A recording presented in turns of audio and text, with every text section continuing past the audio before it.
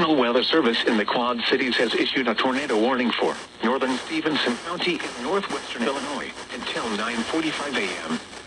At 8:56 a.m., a severe thunderstorm capable of producing a tornado was located over Stockton, or 19 miles west of Freeport, moving east at 55 miles per hour.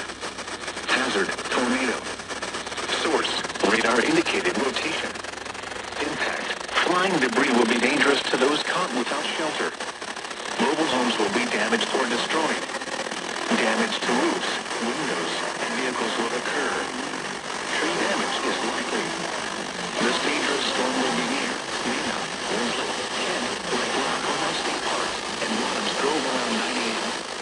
Buena Vista, Omeco, McConnell, and Damascus around 9:05 a.m.